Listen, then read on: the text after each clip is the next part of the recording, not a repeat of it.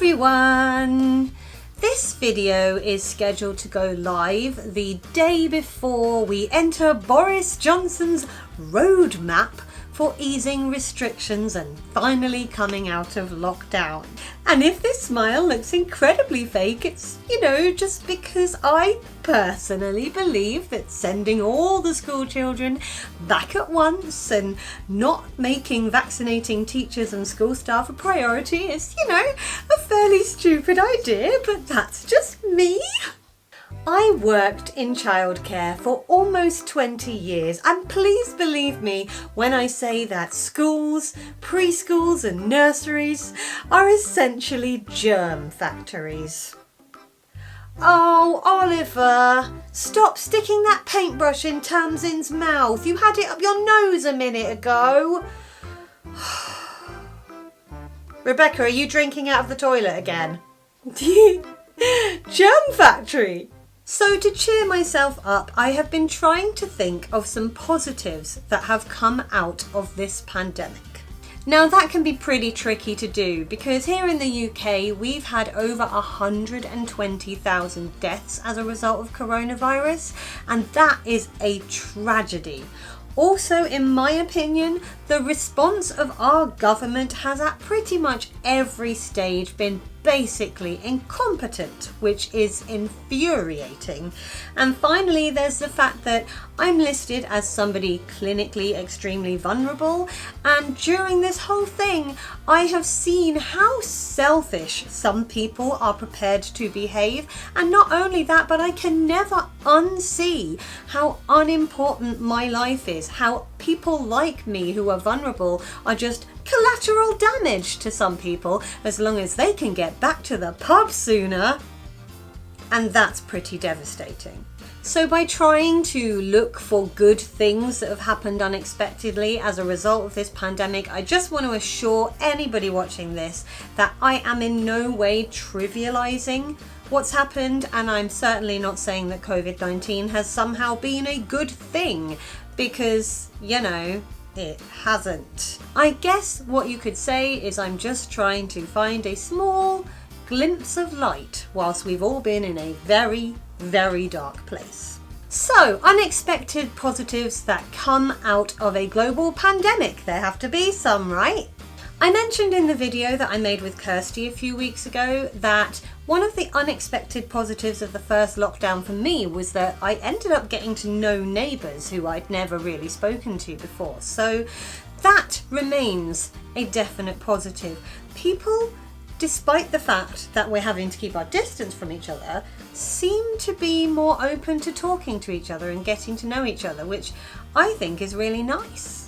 Another positive that has come out of this pandemic on a global level is the level of pollution in this world has reduced. During that first lockdown, there were so few cars on the roads that our level of pollution in this country rapidly decreased. People were posting memes like, "We are the virus," because suddenly everything was cleaner and fresher and the air was so much more breathable. And it's not just here in the UK. It's been shown globally that having lockdowns has meant that fewer cars are on the road, fewer planes are in the sky, and therefore air quality around the world has improved. That's got to be good, right? The air is so fresh outside. If only I was allowed to go places to enjoy it. Now forgive me for sounding a little bit greedy with the next one, but I am a greedy person. Here in Weybridge, it's kind of a pretty rural area, although this is a town, you couldn't really call it urban. And one thing that we just don't have down here are takeaway services. Yes, you can order a takeaway, but you have to go and pick it up. And a lot of our restaurants in town don't offer a takeaway service. It's literally come in and sit down and eat, or don't. But as a result of the pandemic, a lot of the restaurants that previously didn't offer takeaway services have had to adapt the way they do things, and now you can ring up those restaurants that I really love and be like, hi, could I please have a 3-course meal? And okay, a lot of them aren't doing house delivery. You still have to go and pick it up, so I have to get someone else to go and get stuff because I'm not supposed to go anywhere, what with shielding. But it's really nice to have more options if you just can't be bothered to cook one night. And there are at least 2 restaurants in Weybridge that I can think of who have started offering a home delivery service. Now, you may think, if you're watching this in a big city, that this is the smallest, most insignificant thing to be excited about, but trust me, we don't have that down here. There is no Just Eat. There is no Deliveroo. You can't just ring and be like, how soon can you be here with my pizza? If you want a takeaway, like I said, you gotta hot foot it into town and go and pick it up. So being able to phone my favourite Indian restaurant and be like, yeah, I'll have a lamb korma and some fried rice and a peshwari naan.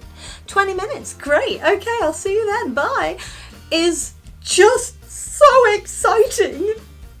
Okay, I know I think with my stomach an awful lot, but it feels like we're finally living, not in the future, but just the present. Going out of your house to go and pick up your takeaway order, that feels so 2019. But there's been a really important, unexpected positive that's come out of this lockdown for me personally, and I don't just mean with regards to food.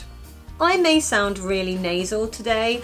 I am currently battling hay fever in a big way, but that aside, and any sort of, women problems aside, I've had the healthiest year I think I've ever had in my life, in the midst of a global pandemic.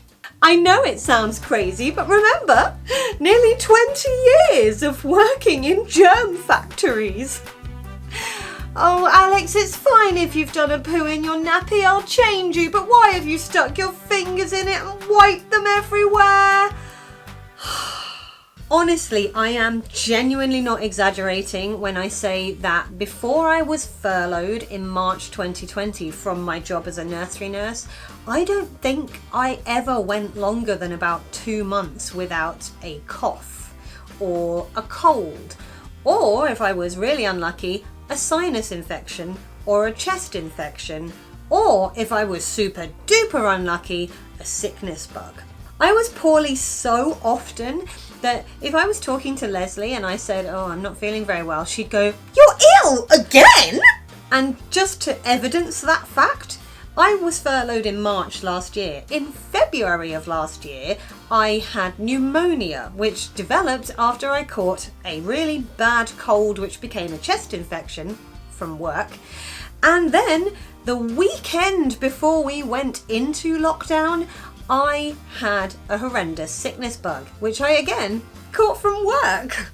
But I've spent an entire year where I have A, not been to work in a germ factory, and B, not been anywhere, really. I've not been allowed to go into shops, apart from a brief period last year where it was allowed and I went into maybe 3. I haven't been to pubs or restaurants. I've not been around big groups of people. When I have gone out, I've had to wear a mask.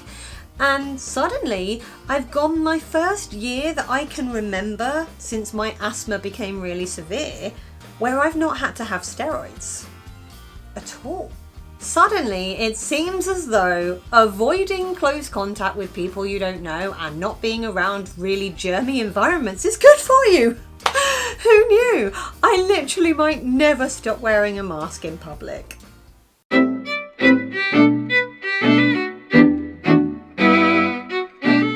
And finally, the biggest unexpected positive to come out of this whole thing for me personally has been having the chance to focus on setting up a business with my best friend. Yes, Little Bird Creative is now up and running. We have a business bank account. I got my debit card through the other day and it said Little Bird Creative on it, and I was like, I'm a businesswoman. we've had actual paying clients, and we've actually started doing the thing that Leslie and I had talked about for probably a good year before we actually got our bums in gear and did it. The support we've had from the people around us has been amazing. The feedback we've had from the clients we've worked with so far has been really, really encouraging and lovely.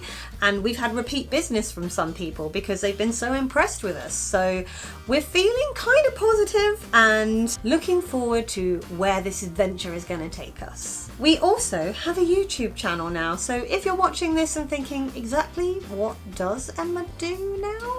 You can have a look at some of the videos we've made and see for yourself. If you have managed to take any positives out of this situation, pop them down in the comments. I think the last one from me is I won't take my life for granted when it does eventually go back to normal at some point. So yeah, let me know in the comments any positives you've managed to take out of this situation. If you enjoyed this video, feel free to give it a thumbs up. You can click on my floaty head if you would like to subscribe to this channel, and last week's video is over there.